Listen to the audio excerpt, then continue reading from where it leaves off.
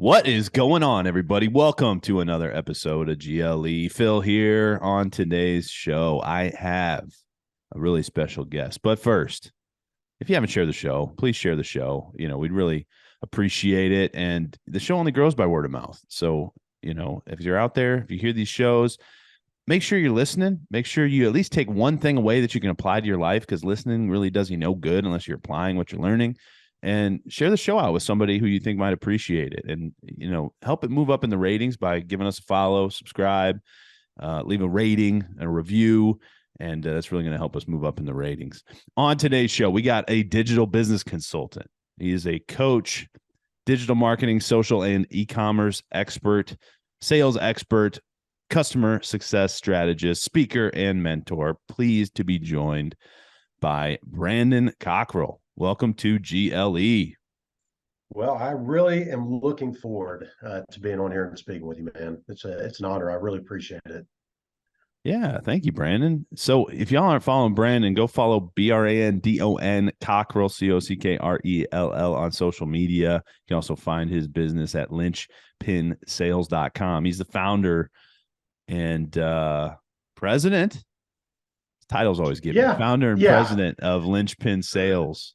Yeah. I mean, it's always funny with the title. Right. Everybody wants to know, what's your title? I'm like, owner, founder, president, whatever you think fits my position, right? Like that's fine with me. I'm all good. I don't have an ego around it, and I'm fine with whatever you want to put me under. I was guest on a show in my early days of GLE, and this lady put me on her. She introduced me as the CEO of Go Lead Everything, and I was just like, ooh, like that. I'm a CEO. Like I didn't even know. Yeah, that's pretty cool. Yeah. Well, as you were sitting there reading off, I guess I was on my LinkedIn. I'm like, I really have all those things listed, man. I need to go back and audit that. Oh yeah. Yeah, that's always fun. That's always fun too when I give people intro. So let's do an audit. What are we doing these days? As far as the business or my titles? Your titles. What would you say? Well, obviously founder of Lynchpin Sales Interactive, but most importantly, digital business coach and consultant. That's kind of the focus now. Obviously for the past 7 years, been building the digital agency, and we've kind of reached a point over the last few months, really, where we just kind of figured out what we were, and we kind of wanted to stay with the core clients and partners that we've got, the team that we've got. And so we kind of reached our cap. We're like, we want to be able to provide this level of service. And instead of trying to continue growing that side of the business, we thought it was more important to get more intimate with the partners that we have, and obviously take opportunities as they come in, and we have availability to do. And that's kind of what's opened up this whole different route, which is a whole different passion for me. I mean, really working and focusing on solopreneurs and industry experts, right, to help them overcome the challenges that really I face whenever I quit my corporate job 7 years ago and just kind of started this business on a whim that morphed into the agency. And now I can kind of go back to my roots, which is ultimately helping people get to where they want to go. And just leveraging everything that's out there, whether it's social media, to how to sell, to marketing and message and create content, and kind of get past all those bottlenecks that are holding them back, because I've been there. And so that's really what I'm focusing on now, which is where the digital business coaching consulting comes from. Very cool. So Brandon, it sounds like you probably got a pretty cool story. Let's go back in time. How the heck did Brandon Cockrell get to being a founder of a sales organization? Well, it's been it's interesting and crazy to me. I don't know if it is. Wait, hold on. Not to interrupt you. Let me guess. When you were growing up, you were like, I want to be a sales guy. That was your lifelong dream.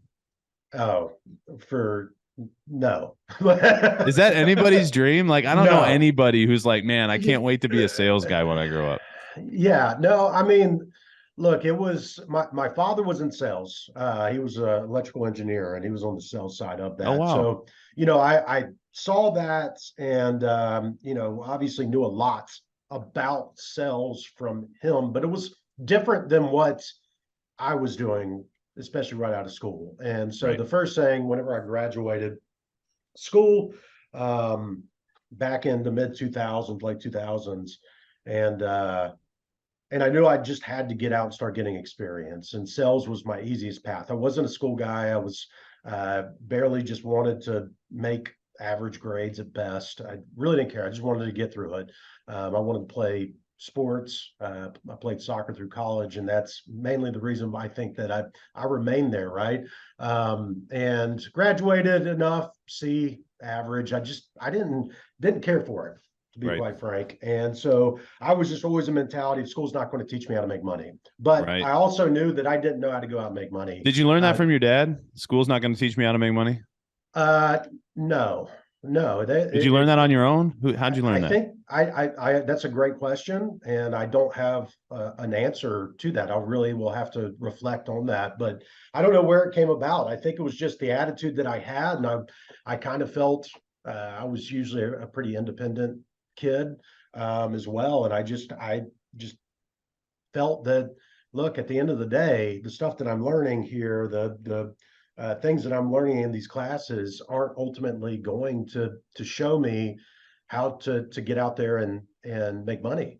Right. And obviously there's a lot that goes into that. And all I knew in sales was kind of that initial thought of I can go out and I can make the paycheck that I want to make as quick Hmm. as possible in sales.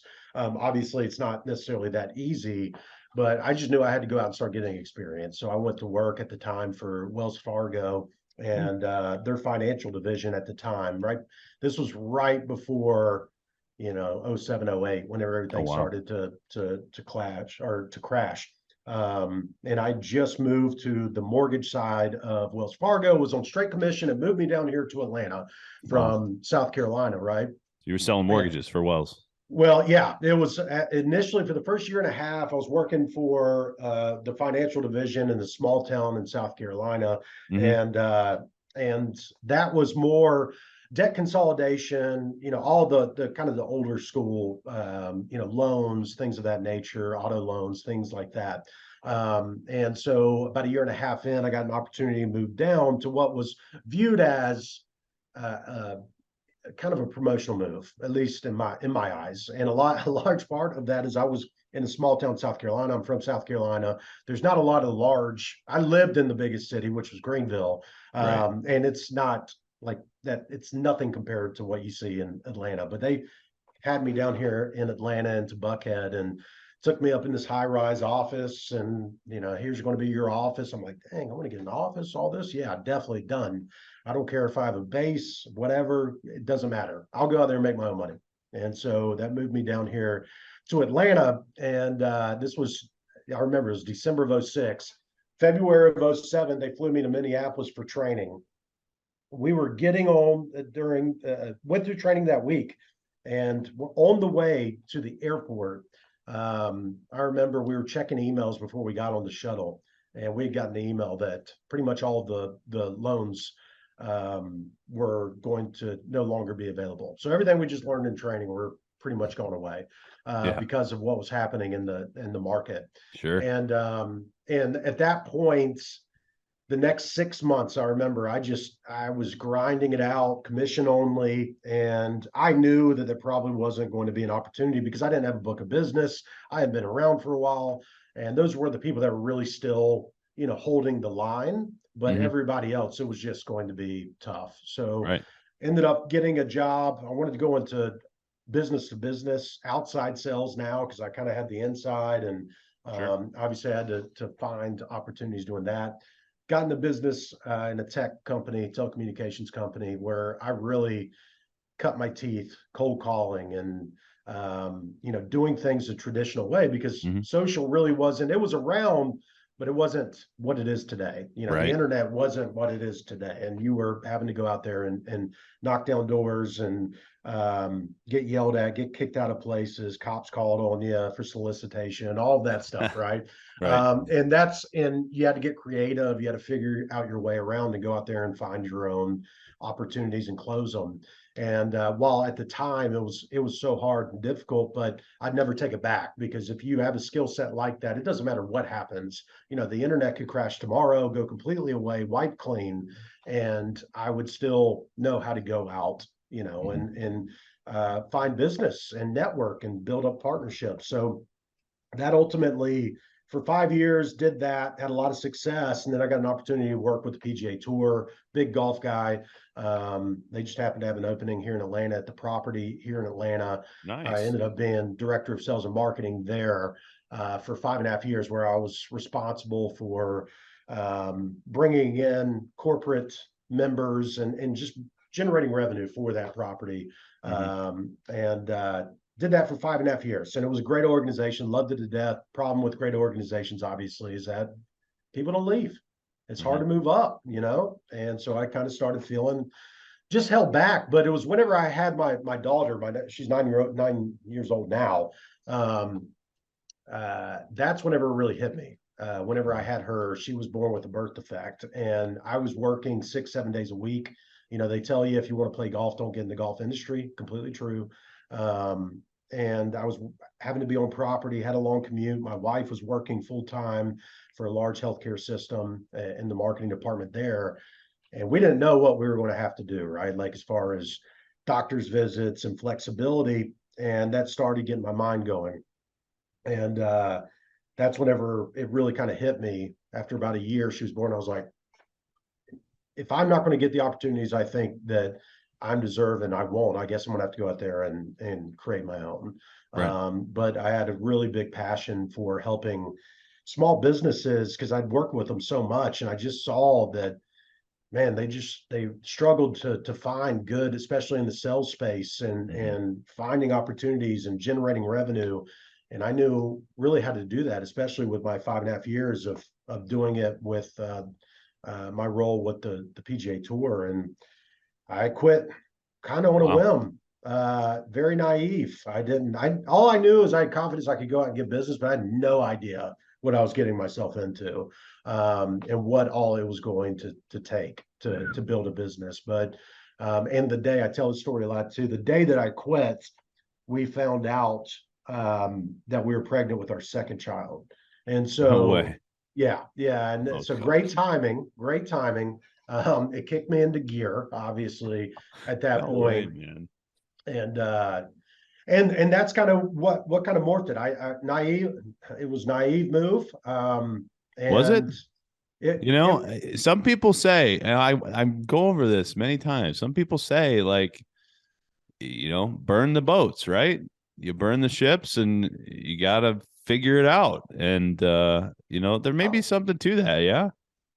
100%. And I think that's the biggest thing to take away from that, is that I was naive, um, because I didn't really know. I was just like, yeah, I can go out, and I knew I could generate opportunities, go out and find opportunities, talk to people, present, get them in Hmm. there, and I knew I could help people. But I wasn't thinking business wise what all would come with that. Right. Obviously, you go out, you generate business. Oh crap! I need to write a proposal. How do I Hmm. write a, like little stuff that you don't realize that, had I known, I don't know, if it would have been as easy to take the jump and the leap and Sure. figure it out. But once I did and I was in it, I've just been so driven to continue reaching the levels that I want to reach and make a bigger impact. And that's always Hmm. been the line behind it. But yeah, initially this started off as a part-time sales management, kind of like a fractional CMO works, but Oh a wow. fractional sales manager. And that's what I was going to go do. I was going to go help small businesses that had, maybe a sales rep or sales team, or the owner was selling themselves. I was going to help them create processes and Hmm. coach and consult and help them close more. And about 30 to 45 days in, I'd actually gotten a couple of clients that I was working with. I remember after I got a couple of those quick wins, I was like, man, I'm feeling good. I remember going on a run and just being like, oh man, this is going to be great. Yeah. I'm good. I'm feeling good. Everybody was like, it's going to take time to get some. Nah, little did I know what was ahead of me. But that's whenever it started to hit me as I was working with those couple of clients that there was just so much opportunity in not just closing, but being able to build your brand, leveraging social, leveraging technology, leveraging digital, and the way that everything was going. And I knew that if I wanted to grow and scale as well, I needed to be able to not be focused on just growing my business through cold calling or relying on referrals or networking from sun up to sundown, which is what I was doing. I mean, I was insane for the first year and a half.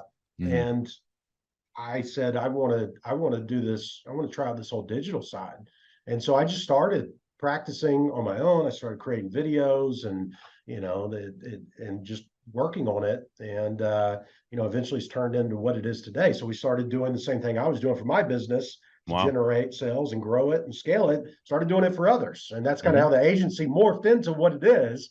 And obviously is what it is now. And now it kind of gives me a unique perspective where I've got the sales background for over a decade, and then I've got digital experience and social selling and all that experience whenever it comes to the marketing side Right. of things, which is a very unique perspective to come from. And plus, I've built a business, so I understand what it's like depending upon where you're at in your journey. And Mhm. you've got to get every freaking little penny out of a dollar you invest. I get it. 100%. I know Right. what those decisions are like. So, it's pretty cool now, but yeah, I mean, it's been a crazy 7 years, I'll tell you that. Yeah, entrepreneurship is definitely glamorized, and people don't understand, right? Like if you've only been a consumer your whole life, you have, and I'm speaking from, this happened to me when I decided, hey, I'm going to start a podcast and I'm going to start a real estate business and get into e-commerce and whatever. Like I'm going to try some stuff. It is a completely different mindset being a producer versus being a consumer, and being the one that literally has to produce. And I think sales, like you were mentioning some of those early days, cutting your teeth, all that. Like I think sales is a great tool to build your self-confidence, your self-reliance, just because it's strictly like if you have even a partial commission position, like there's most people, they work jobs, right? And there's like kind of direct ties to their compensation, kind of, but it's not like a clear, you do this much, you get this much. Like there's no like, it's all kind of vague, right? And I think in sales it's pretty cut and dry. Like if you produce, you're going to get paid, and if you don't, you don't. And once you've built that skill and you've proven that you can get the results and do the work, right? Yeah. Then that the self-confidence that come with that has just got to be a huge skill that you take with you to other places. Am I way off? No, I mean, you're spot on. I mean, and because it does create more than just the ability to go out and close a sell or close a deal. It creates more what I think, and is going to continue to become more and more of a uh, I don't know if concern is the right word, more and more of a driving factor Mhm. in decisions that consumers, clients, customers, followers make, is emotional intelligence and being able to relate and being able to have a frank conversation with somebody Mhm. instead of trying to go through, well, now I've got to go in and I've got to probe and I've got to discover and I've got to go through the questioning and I've got to close. And I, like, at the end of the day, and that's one thing that I see a lot of people making a mistake whenever it comes to, is they put so much pressure on the sales side of stuff. Like, I got to go sell, I've got to go close, instead of, look, all you got to do is just have a conversation with another human being Mhm. to see if it makes sense where you can help each other out. That's it. Right. At the end of the day, that, if you just want What to break it down to that. What do you But think about yeah, Grant Cardone? Do you know Grant? oh yeah, yeah, I follow Grant a pretty good bit. I mean, he's as Are you far a fan? as Are you not a fan? Some people hate him, so I got to preamble what I'm about to say with where you're at. so I'm a fan of Grant, and I'm a fan of Grant mainly because, look, there's obviously mixed reviews from him. I followed Grant many years ago whenever he was first starting out. Yeah. And His early sales days. his early sales days, him back there, and I came across his profile, and a lot of what he was talking about at that time resonated with me. And Yeah. so whenever you build that connection with somebody at a different point, had Right. I walked into his world today, I don't know. I don't know how, how that would feel. I would probably feel the same, Mm-hmm. but I know from that perspective, like there's a lot that his content helped me with, right? Yeah. And the way that he talked and all of that. And So yes, exactly. There's the definitely reason been I ask is one, a couple. He's had a couple really interesting interviews. You may have seen him. One was with the Wolf of Wall Street guy. Can't remember his name. yes.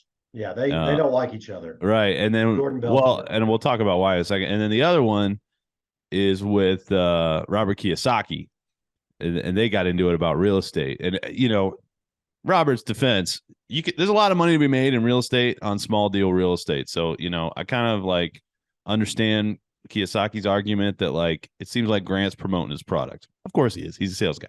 But Yeah. who's the Wolf of Wall Street guy? His name's just That's escaping me. Jordan Jordan Belfort. Jordan Yeah. Belfort. Yeah. So, the one reason I think he pisses off Jordan is because Grant's approach to sales is kind of what it seems like kind of what you just talked about. I might be wrong, but it's like, man, just be real, just have a conversation with someone, see what they need, and then you give them what they need, right? It's like, and I think for being Jordan Belfort, the sales guy who's straight line method, he pissed him off on his podcast because Grant just kind of downplayed like the importance of sales technique, I guess. Yeah. Did you hear that as well? I did. I think if I remember correctly, so I think their biggest issue, well, obviously, I think they just butt heads from personalities, right? Like they're both, Sure. and that's going to happen. I can see that, and they don't agree, like you were saying, with the approaches necessarily. But I think Grant at one point during that interview was talking about, or no, Jordan was talking about how if someone's not interested, and I'm paraphrasing here based off of memory, this isn't exactly what I think it was exactly said, but Oh, I think you're he right. was talking about how someone who's not interested, you're not going to sell them, so you kind of move on, if I remember Right. correctly. And Grant was like, no, even if they're not interested, they are still an opportunity to close. Right. And that I have trouble wrapping my head around. Look, I'm Yeah. not going to agree with everything Grant says or does, Sure. nor will probably anybody that I come across. Yeah. But it was interesting to hear those two going at it, Hmm. though. And if You you got a good haven't memory if listened you to it, remember that much detail, man. That was more detail than I remember, but I think you're right. I think they got into it at over that point, and yeah, it I, was what cool. could Grant's point have been? I think it might have been like, hey, just because they're not a buyer now doesn't mean they won't be 20 years from now. So they're still worth following up. And I think Belfort at some point was like, you don't even bother following up. They're just a no and leave them alone. Right. So, Yeah, yeah, I guess something I could along those lines. understand that maybe. But anyway, interesting sales giants going at it, right? Like it's just For and sure. I want to just highlight something you said too, because I posted about this recently. Like so many people are so quick, they'll hear like one person say one thing about one topic and they don't agree with it, and they're like, oh, that guy's an idiot, right? And it's like maybe 90% of the stuff he says is great, right? Like no one is ever going to agree with everybody, and not everybody's going to like everything you say or do. And like just to think that we would ever expect them to, or like imagine, Brandon, if I expected that I had to like everything about you, like how unreasonable would that be? Yeah, I Like mean it's just it's yeah. crazy. Oh, So for sure. Yeah. And, social media and just the exposure of that is definitely drives that, I think, big time. Back in before that, and even in a decade ago, I mean, you're just kind of around your close sphere. mhm. Now you are exposed to everybody and everything that they say and Right. do, to where you didn't, nobody saw what you were saying, especially if, obviously if you put it out there on social media now. Right. But you can't, yeah, not everybody's going to like you. There's a certain segment, it doesn't matter how hard you try. Nobody's going to, not everybody's going to sit there and give you praise or talk good. I mean, yeah, Hmm. and I've seen it, over my years of posting and all of that. I mean, I've been called all different types of names. I've been told this, I've been You had said a few that. haters there, Brandon. Oh, of course. Yeah. And I'm like, early on, I was like, what? Why would you say that? That's so mean. Why would you say it? But, now I just get it. And I think that just comes with repetition a little bit and just kind of continuously doing it and just understanding what your intentions are. And, I love that. you're not, all I can control is what my intentions are and what I'm trying to accomplish. And Right. I'm very much, I just want to provide value. I want to share my story because I've been through tough times whenever it Hmm. comes to building the business. I've been through the ups and the downs. I've been through I mean, you name it, it's probably happened in my 7 years Hmm. of going through this and trying to grow. And even before that, obviously just between personal and going through corporate stuff, like Right. I've been through all of this and I know how it feels, especially if you're married, you got kids, all that, and you're trying to build a bit. Look, I don't wish those thoughts and feelings on anybody. The anxieties, the stress, the sleepless nights, it's, and I just want to help people to avoid that Hmm. now. And that's kind of where I'm at, and the content that I like to put out and surround by expertise and what I know just from stuff that I actually do myself, Hmm. and I help others to do. And so if my intentions are there, if somebody wants to come in and hate on that, I'm sorry.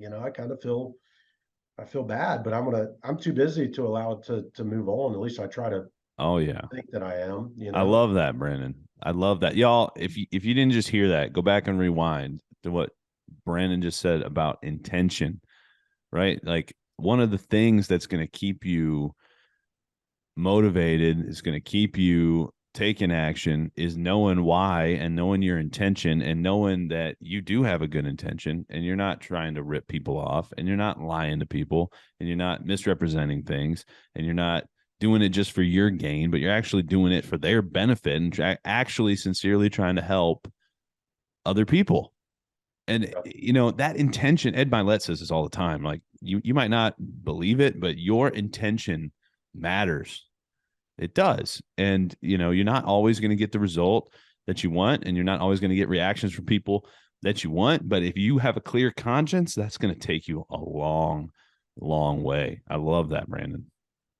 Yeah, I'm a huge Milet guy as well. So Oh, yeah. he I like definitely it. talks about that. But he, with him and the one thing that I have had the most I've taken away from him, um, the most was, I don't know if you've seen it, but he's talking about the one and being the one Hmm. that changes the course of your family tree. And whenever I heard that for the first time, that really hit home, Right. and that was, I was like, that's it. Right. That exactly explains what I'm trying to do. Right. At the end of the day is, I want my kids not necessarily to have something that is handed over to them, but I want them to have options.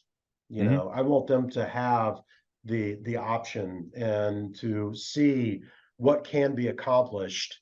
And that's really kind of what drives me all the time is like, who am I if I just give up because things got a little hard? Right. Who am I to just throw in the towel? What are my kids going to think of that? Right. Like, and that's the stuff I think about. But it's all about changing the course. Somebody's got to do it. Somebody's got to Right. take that leap. Somebody's got to take the arrows. It may not fully happen to the extent I want it to. I'm confident it will, but it may not during the time that I'm here. But maybe my kids see that it Hmm. opens up their eyes so that then they go, well, my father was able to do this. I Hmm. bet you I can do that. And Right. then, and that's enough. That's enough to kind of change the course. Um, and that's really what drives me. And that really hit home because it kind of pulled it all together, kind of I put the love it. purpose in mind, right? Folks, So if you're listening, go follow Brandon Cockrell on social media, LinkedIn, Instagram, Facebook, linchpinsales.com. He's spitting some fire right now. This is huge mindset around money that people miss. Like, how many times have you said to yourself, I know I've said it in the past, and I'm sure many of you listeners have said it, I just don't really care that much about money.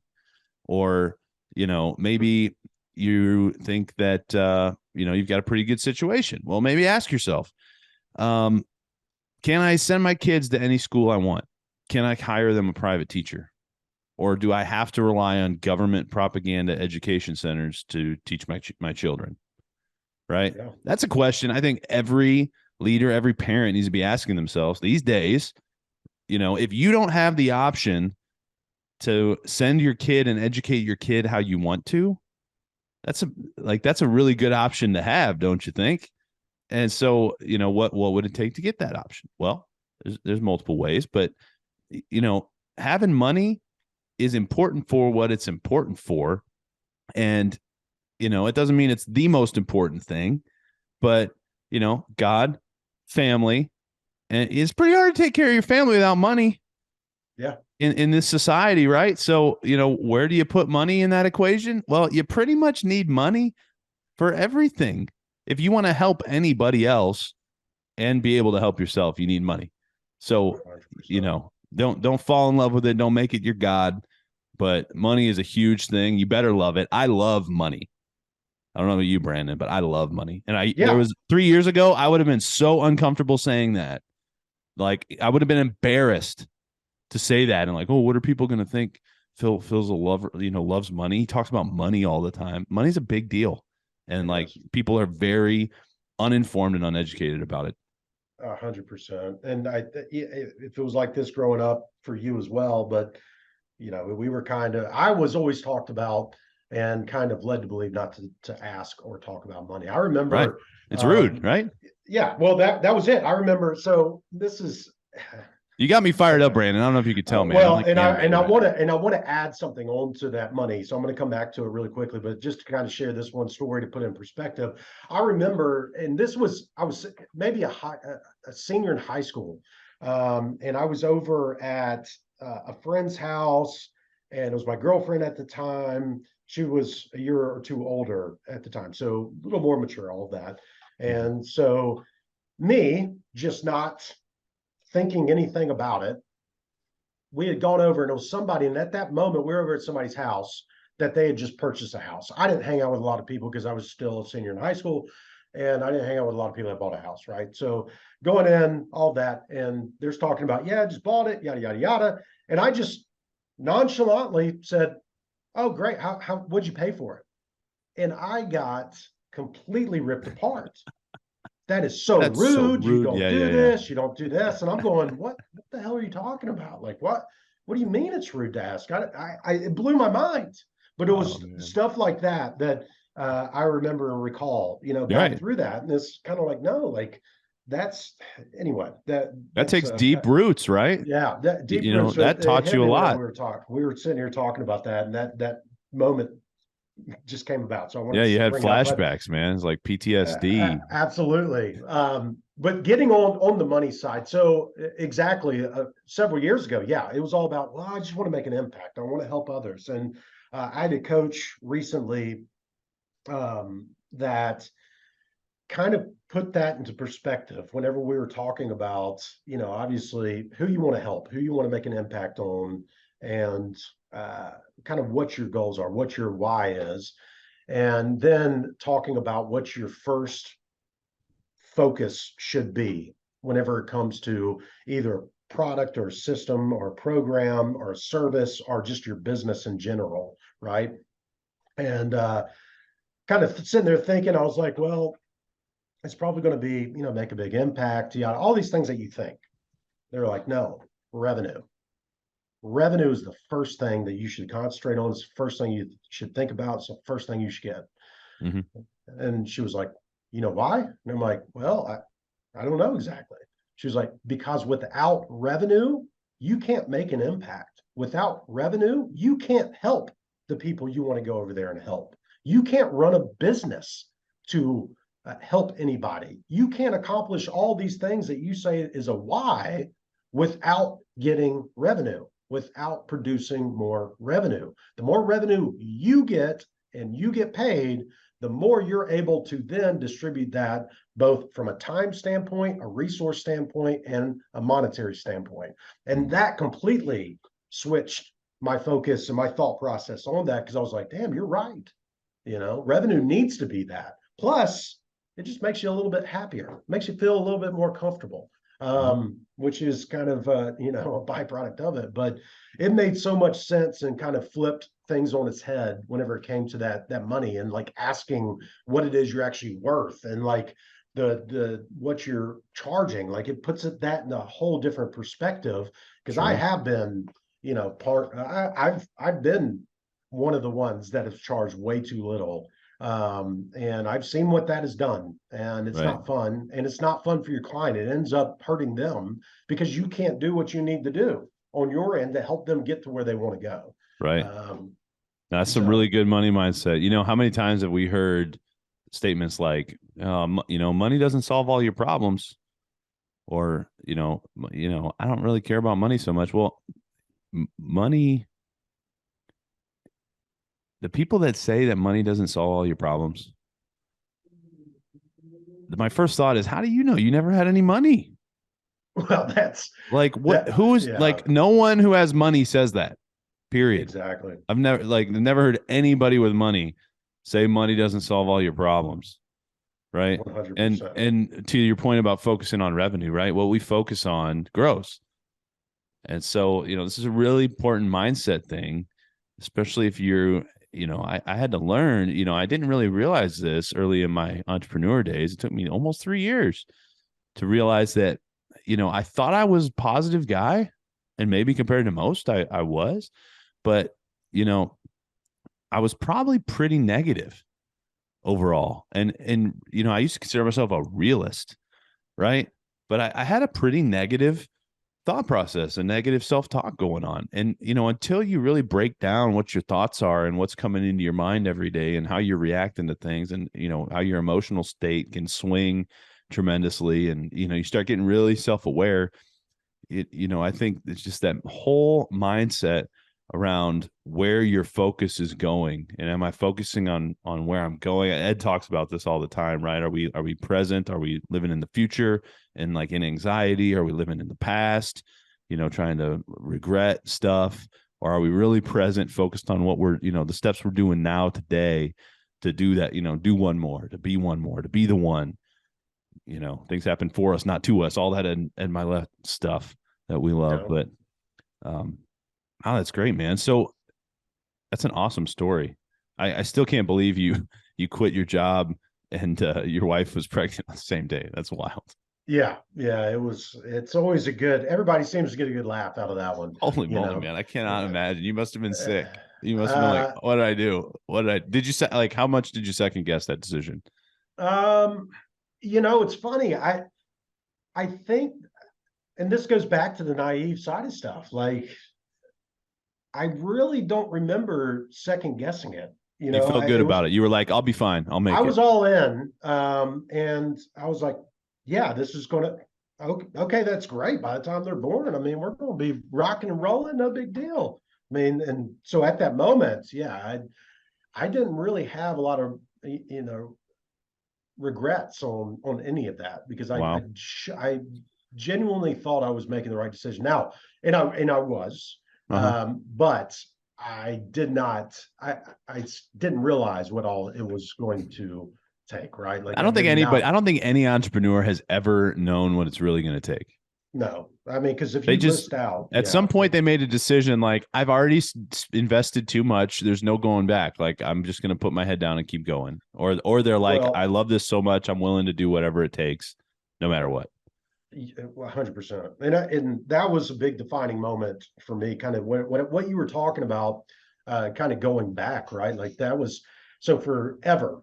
Well, I say forever, it was probably 3-4 years of running the business. I always had in the back of my mind, and this was it the first kind of real big, I've gone through 3 really big kind of rise ups and falls, right? Through the growth of the business. And each one, obviously, it was a little more severe because I was doing more. I was making more money. We were doing more revenue. We had more clients.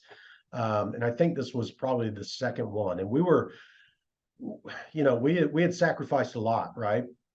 And I had always had it just in the back of my mind. Well, if this doesn't work out, I'll just go back and get a job. I always just kind of had that in the back of my mind. Knew, and I would tell my wife that, I think that kind of helped her. Like, yeah, it doesn't work out, I'll just go back.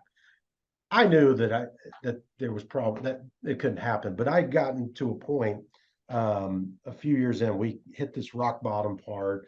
I'm talking about like within this same week, I came home, electricity was off, like to that point. And so we had later on that week, I remember I was sitting there talking to my wife. Something else had happened, and she was sitting there and was really upset. Like, what are we going to do? Yada yada yada, and kind of felt like we were at the brink, where we had to make a pretty difficult decision. And because we had an employee at the time and didn't want to let her go. I kind of felt responsible, all of that stuff, whenever it came to it as well. We had known her for a long time. She was fantastic, awesome. And I had some other contractors at the time, and letting them go and letting them down was more important to me than me thinking about at that very moment. So I was like, than me thinking about going back. I was like, I'll just suck it up. I'll go get a commission job. I'll get stuff back up and going. And then at that point, I'll come back. No big deal. And so I remember my wife and I told my wife that I was like, I'm going to start filling out applications tonight, go get the kids put to bed. And she took the kids up to bed. And I remember I went on a website, and it was for a commission only job selling windows. And I just remembered like this opportunity. I'm like, this guy tried to recruit me years prior whenever I was in the corporate world. I was like, well, let me go do that. He talked about I can make this amount of money as commission sales. I provide the leads. I know I can go out there and close it. And so I get on there and I pull up the application process. And then as I'm sitting there, I remember looking up at the top of the website, and there was the picture of like a sales rep with obviously an actor, but a potential homeowner. And he was dressed in the corporate shirt. It was like a denim shirt with a logo on it. And I remember looking up at that. And I just remember thinking to myself, F this. I don't know if I can cuss on here, so I'm not going to do that. You can. You ain't going to hurt my feelings. Well, I'll just anyway, have to click. There's like a little button when you post it. You have to say explicit.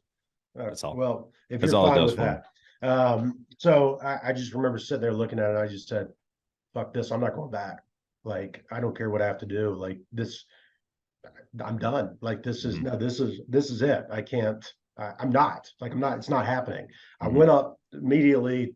Wife was sitting there reading my son a big book because he was very young at this age. And I sat down, I was like, I told her to put the book down. I just looked at her and I said, I'm not doing it.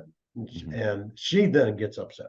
She's like, well, what should we do? I was like, I'm gonna figure it out. And from that point forward, completely different mentality and shift and focus, because I didn't have a backup plan. And I had actually like came to that breaking point, and I said, no, like I'm not doing that. I'm 100%. I don't have a backup plan. This is it. Let's go. And from that point forward, it's been just growth. I love it, man. So hey, I'm impressed, man. It's inspiring. Being willing to do what it takes and being willing to make a hard decision like that is not easy, man. So I commend you for going for what you believe in. And, not everybody's built for it. Right. So, I just caution people out there, just, you got to know yourself, depending on where you're at. I encourage, think back to like my early days in my 20s, man. Like anybody I meet who's like in college or like just graduating high school, like the only thing I tell them is like, go try stuff, like go take risks and try stuff. And if you are thinking about wanting to do something crazy, like just go do it. Because the worst thing that's going to happen is you're just going to be chilling in your parents' basement or, sleeping on somebody's couch anyway. Yes. Right. Yeah. Like who cares, like you'll be fine, but it's like way harder when you're married with a kid. Oh God, man. And that I tell people that all the time. And it's one reason why I want to get back out there because I know there's Right. so many people that are struggling in their corporate job, or maybe they're getting let go because of the economy, especially with what we're going on right now. Or they 100%, man. know they want more. They know that there's so much more out there. They don't want to be stuck to this. They're not happy. They're depressed. They're anxious. They're pissed off. They're, going out all the time and trying to do that. And I get it because I was there at a certain point, but they don't think that they have options because they've gone Right. too far. They're in too deep. And for a little while, I thought that as well until I just made the commitment and said, I'm going to do it. I'm going to figure it out. Yeah. But it was like I had a great, well over six-figure job. We had a great house and a great neighborhood and a great community. Hmm. We had, everything that you wanted. That I was basically saying, screw it. I don't care. I'll figure it out. I'll make it Hmm. work. Um, and it is hard. It's not the, hey, I was staying with my parents in their basement and broke, and then I just created something awesome story. In my opinion, that it's great, it's admirable, but there's a lot of people that are past that and they think that they don't have an option and they Right. don't think that they have a choice. And I'm saying, especially in the world we live in today and everything that I know and Hmm. I've been through, to help somebody just to even once just to be able to go, you know what, I think I can do it, because it doesn't matter. You'll struggle a little bit. There's a lot you can avoid that I Right. didn't because I was, not smart at the You time. But know, I'd now probably looking take back, that one step further, Brandon. And I would even say in today's economy, unless you got like, I can't remember the math on it, but unless your pay has gone up like over 20% in the last 5 years or something, I think it's 22% in the last 5 years. If you haven't had a pay increase of 22% or more, then you lost money.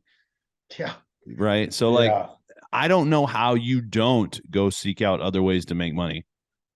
Right. yeah. Like I just, if all you have is a salary position that, isn't getting tremendous pay raises every other year or keeping up with inflation, like just, do you know $100,000 a year in 1980 is like 360 grand today?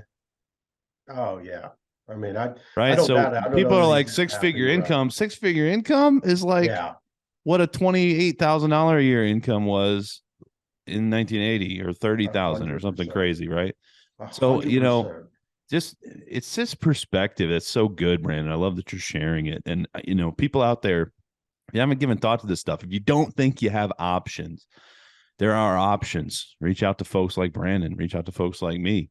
Look and do research on your own. Like there's so many ways to make money these days.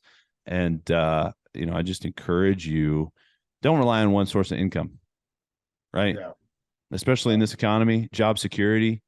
There's no such thing as job security when you're one person's decision away from losing your income stream, tell right? me about that, Like, man. come on. I So don't th- I don't think security, and that was one of my biggest things with working for someone else, was I never felt like I had. I feel like I had less security because mhm, I'm having to get in their head. Like, what are they thinking? Do they think I'm okay? Do they think I'm mhm, doing my job? If they mhm, don't, and they wake up one day and they can just say peace out, and I'm right. screwed out of the blue. Mhm, At least this, you've got some control. right. Plus, in times like these, I'm telling you, like you're going to have probably more security because you're Mhm, going to be able to control what you can control. You're not, walking in one day and they're doing a layoff or something along those lines, and it's out of the blue. You're not prepared for it, and you're able to be more nimble as mhm, well in economies like this, where if you go, especially if you want to work for like a smaller company, they can make decisions and changes and adapt mhm, 10 times faster. That's why a lot of the small businesses and owners that I talk to, I'm like, right now is the opportunity for you to get in. right. Everybody else, we haven't been able to play on a level playing field. These big businesses over leveraged, getting rid of tons of people. If you don't think that screws up culture, if you don't think that that doesn't set them back some years for you to then go in with better offers because you can do it, you can Mhm, make those changes, you can set up different structures and provide that area that people are looking for. Right 100%, man. now is the opportunity. Yeah. I would, and that's the way people need to view that. Like right now is your opportunity because these big companies have been just spending more and being able to get out there. It's going to affect that at least for the Right. next year, 2, 3, 4, 5 years because Mm-hmm. of the decisions they're having to make. And so now you got to be on the offense all the way if you're serious. Right.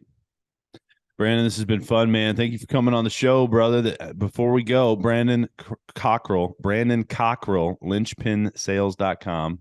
Find him on all social medias, LinkedIn, Instagram, Facebook. Go follow him.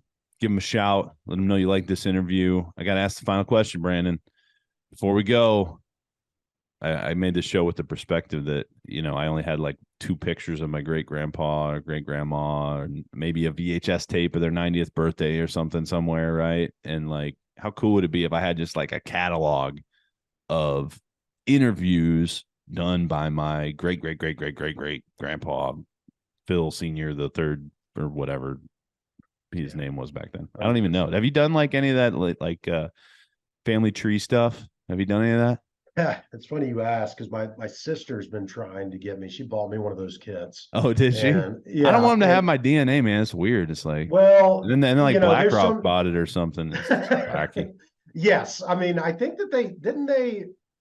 Now we're getting into I think something, they but bought I even think they Ancestry. just Should I they get my found. tinfoil hat? I can get my tinfoil hat if you want. Yeah, well, the tinfoil suit, Yeah, there you go. sometimes I feel like, but It's got to be not lead. you, me, If it's going to do but any good, it's got to be lead. true. But yeah, I actually think that they have used DNA from those things to like capture, which They're doing maybe that's a something. good thing. Maybe that's a good thing if they're capturing murderers or I something know, along those right? lines. I always thought too, like they've But got to already have my DNA anyway. So it's like, who cares? But exactly, yeah. I I mean, don't this know. day and age, we're all exposed anyway somehow. Right, But right. Anyway, but I totally digress there. Last question. yeah. If you, with that perspective in mind, like we don't know who's going to see this down the road, Brandon, what would you want to leave the future generations with today? Focus. If there's one thing that I would want to know or to really hone in, that is focus on your health first. Focus on maintaining a good, healthy, fit body in order for you to have more success in everything else you do in life, both Mm-hmm. personally and professionally. And why I say that is I didn't do that until a couple of years ago. I hired a personal trainer because I knew that I wasn't getting it done on my own, but I knew I Mm-hmm. needed to do more and get healthy. I had high blood pressure. I was overweight. The difference that has made in my life, I wish I would have done that straight out of school Right. and had that be the foundation of my life is being, focusing on fitness, focusing on health, making sure that I'm the best version of me because it's going to completely alter your confidence, your mindset, Mm-hmm. what you believe, what you think you can accomplish. And I was not a big believer in that until I actually started going through it. And that's one of the, whenever I get asked, what could you go back and tell yourself whenever you graduated? And I say, I would do whatever I had to do to go out and hire a personal trainer at that time. And that would be the first goal I would have. Once Mm-hmm. I got that personal trainer and I got somebody who's on my side and rooting me on, holding me accountable from a personal standpoint and a health standpoint, then I would move on to try to make more money to get a mentor, life coach, something along those lines who can help me with my Mm-hmm. career path. But it would be the first thing would be fitness and focusing on that because it's invaluable Mm-hmm. what it does for not just your physical nature but your mindset. 100%, man. Brandon, that was tremendous tips, y'all. Listen to Brandon. I experienced kind of what he went through too. College athlete, former college athlete, let myself go out of school, getting back Yeah, into it's like the that's a whole suckiest nother thing conversation. ever. Yeah. And Yep. then once you get back into it again, it's like, man, I can't believe I ever stopped this. What is wrong with me? So listen, if you got a routine going, keep it. If you need to hire somebody, keep it. Hire them. Get in the routine. If you need to start, get somebody to hold you accountable, get some momentum going, figure out a schedule that works for you to where you can maintain it the rest of your life and just check that box because that is such good advice, Brandon. And then obviously, figure out what your goals are. Find somebody who's doing what you want to do. Find somebody who Yeah. actually has the results. Spot on. money, time, relationships. Find somebody who actually has the things you want. Somebody has a crappy marriage, probably shouldn't take marriage advice from them, right? Exactly. Somebody has a lot of money, maybe they can help you in money, but who knows? They might have a crappy marriage, and maybe you got to weigh those too, right? So if you can find somebody that is the type of is living the lifestyle, money, time, and relationships that you want to live, connect to them, listen to 100%. them, Go implement work what for they're telling free you. with them, whatever you got to do. But yeah, So no, you're good, spot Brandon. on with that. Brandon, thanks for coming on the show. Everybody go follow Brandon Cockrell. Hopefully you got a few nuggets out of this show. Write them down, implement them in your life, share the show out, and go lead everything.